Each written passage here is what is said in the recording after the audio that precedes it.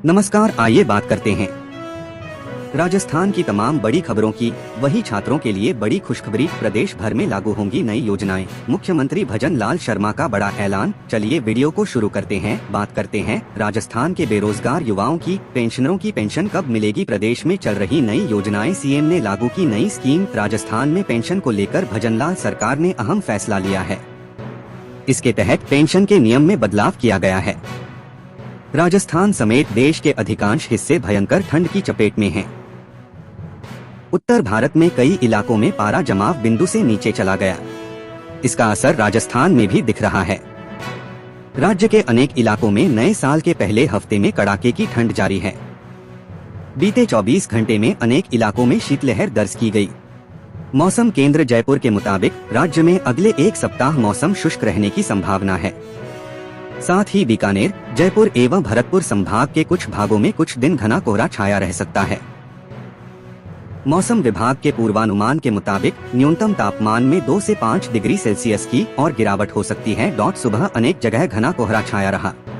इस दौरान अधिकतम तापमान चित्तौड़गढ़ में दर्ज किया गया, जबकि सबसे कम न्यूनतम तापमान फतेहपुर में रहा। वहीं हिल स्टेशन माउंट आबू में न्यूनतम तापमान 3.6 और अधिकतम 17.9 डिग्री तक दर्ज किया गया। केंद्र सरकार नव वर्ष 2026 की शुरुआत में किसानों को खुशखबरी देने के लिए तैयार है। किसान प्रधानमंत्री किसान सम्मान निधि योजना के तहत निवेश सहायता प्राप्त करने के लिए बेसब्री से इंतजार कर रहे हैं। इस वर्ष भी किसानों के बैंक खातों में 3 किस्तों में नकद राशि जमा की जाएगी। सरकार हर 4 महीने में 2000 रुपए उपलब्ध करा रही है। इस साल धनराशि की पहली किस्त फरवरी में जारी होने की संभावना है। पिछली किस्त पिछले वर्ष नवंबर में वितरित की गई थी। उस समय सीमा के समाप्त होने के बाद अधिकारी फरवरी के पहले सप्ताह में सहायता की 22वीं किस्त उपलब्ध कराने की व्यवस्था कर रहे हैं। इससे देश भर के करोड़ों किसानों को खेती के खर्चों में राहत मिलेगी। दूसरी किस्त जून या जुलाई में जारी होने की संभावना है। खरीफ ऋतु की शुरुआत में यह धनराशि मिलने से किसानों को बीज और उर्वरक खरीदने में काफी मदद मिलेगी। मानसून के मौसम में खेती बाड़ी में व्यस्त किसानों के लिए यह समय बेहद महत्वपूर्ण है। सरकार द्वारा निर्धारित कार्यक्रम के अनुसार धनराशि सीधे किसानों के खातों में पहुंच जाएगी। तीसरी किस्त अक्टूबर या नवंबर में वितरित होने की उम्मीद है। यह निवेश सहायता रबी फसल के मौसम की शुरुआत में किसानों को सहायता प्रदान करेगी। यह वित्तीय सहायता त्योहारी मौसम के दौरान किसान परिवारों को बड़ी राहत देगी।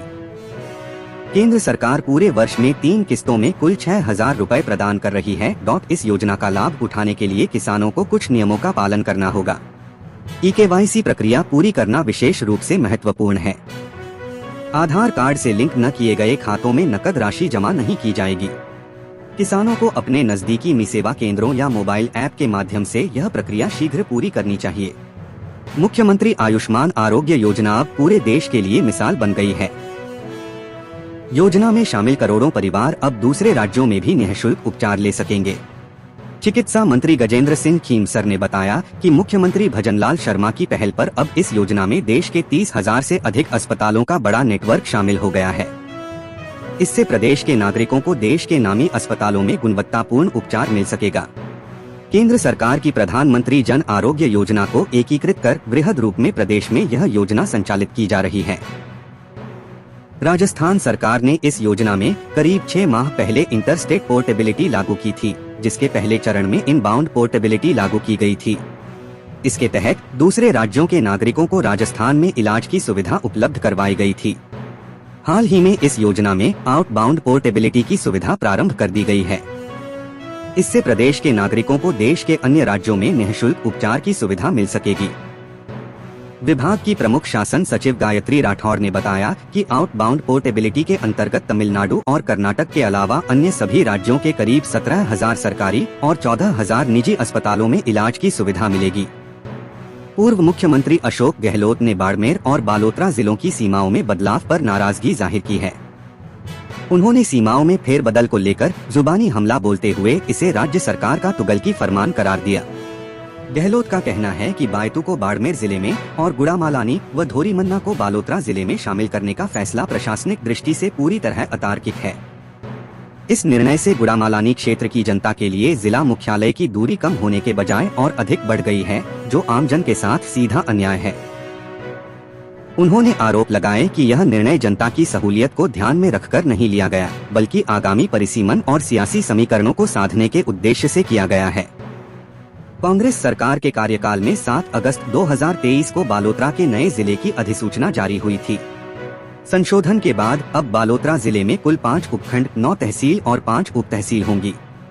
जिलों के पुनर्गठन के तहत गुड़ामालानी और धोरीमन्ना उपखंड को बालोतरा जिले में शामिल किया गया है, जबकि बायतू उपखंड को बाड़मेर जिले में शामिल किया गया है। बायतू उपखंड की 2 तहसील गिड़ा और पाटोदी को बालोतरा जिले में शामिल किया गया है। 31 दिसंबर को जारी अधिसूचना शुक्रवार देर रात सोशल मीडिया पर वायरल हुई, जिसमें दोनों जिलों की प्रशासनिक सीमाओं में बदलाव किया गया है। इस निर्णय के बाद कहीं खुशी का माहौल है तो कहीं नाराजगी भी देखने को मिल रही है। इस आदेश पर प्रतिक्रिया देते हुए पूर्व मुख्यमंत्री ने कहा, पिछली सरकार ने प्रशासन को जनता के द्वार तक पहुंचाने की मंशा से नए जिलों का गठन किया था, लेकिन मौजूदा भाजपा सरकार जनभावनाओं की अनदेखी कर केवल सियासी फायदे साधने में लगी हुई है। हमारी सरकार ने प्रशासन को जनता के द्वार तक पहुंचाने की मंशा से नए जिले बनाए थे, लेकिन मौजूदा भाजपा सरकार जनभावनाओं को दरकिनार कर केवल सियासी रोटियां सेकने में व्यस्त है। हम इस जनविरोधी निर्णय की कड़े शब्दों में निंदा करते हैं। राजस्थान के सरकारी स्कूलों में कक्षा 1 से 5वीं तक के बच्चों के स्कूल बैग का भार कम करने की शिक्षा विभाग तैयारी कर रहा है। नई शिक्षा नीति के तहत विद्यार्थियों के लिए सत्र 2026 से 27 से पाठ्य पुस्तकों का वितरण 2 चरणों में किया जाएगा। प्रत्येक चरण में सीमित पुस्तकों के वितरण से विद्यार्थियों के स्कूल बैग का भार वर्तमान की तुलना में लगभग 50% तक कम हो जाएगा, जिससे बच्चों के शारीरिक स्वास्थ्य और सीखने की क्षमता पर सकारात्मक प्रभाव पड़ेगा। शासन सचिव स्कूल शिक्षा विभाग कृष्ण कुणाल ने बताया कि सत्र 2027 से 28 से पुस्तकों का आवंटन तिमाही आधार पर किया जाएगा। इस व्यवस्था के लागू होने के बाद विद्यार्थियों पर पुस्तकों का भार और घटकर वर्तमान का लगभग 50% रह जाएगा।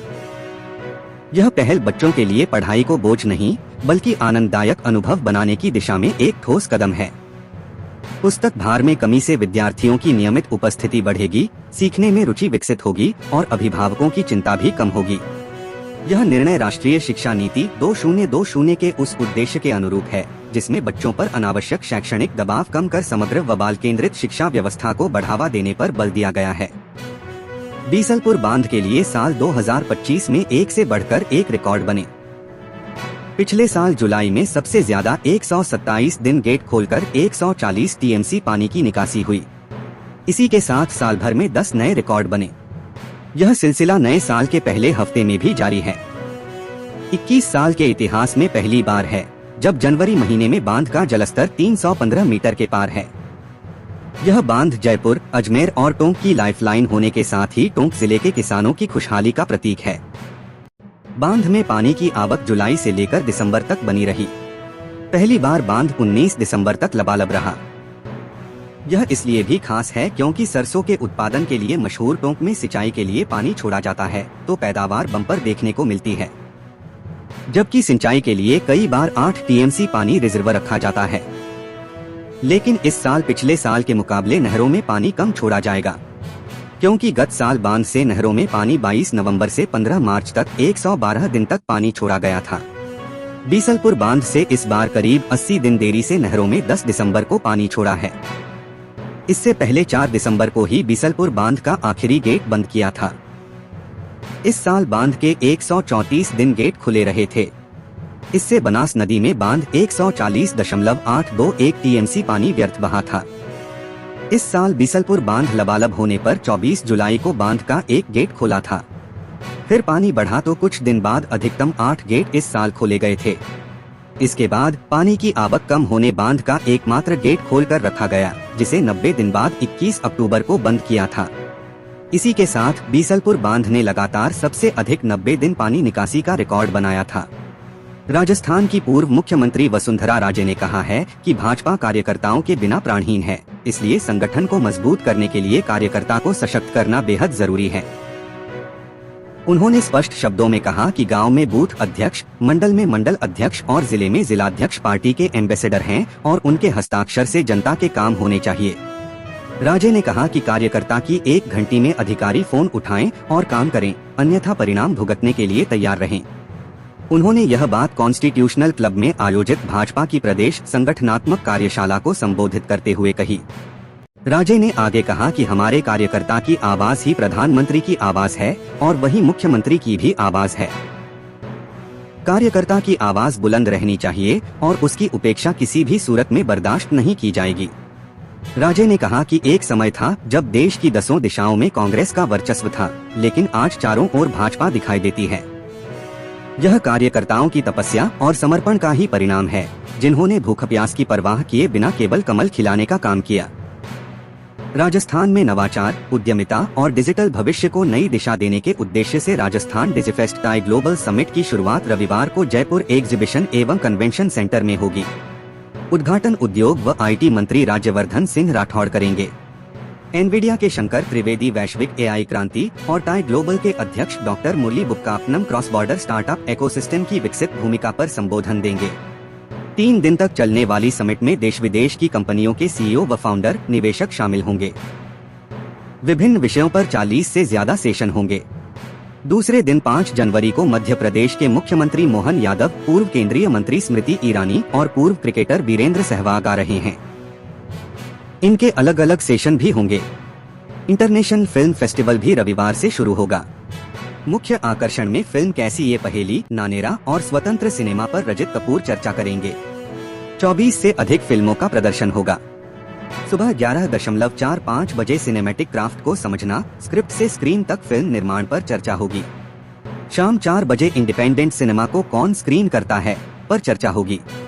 प्रदेश की AVGC नीति के तहत आयोजित कॉमिकॉन में राज्य की बढ़ती एनिमेशन, गेमिंग और क्रिएटिव का प्रदर्शन होगा।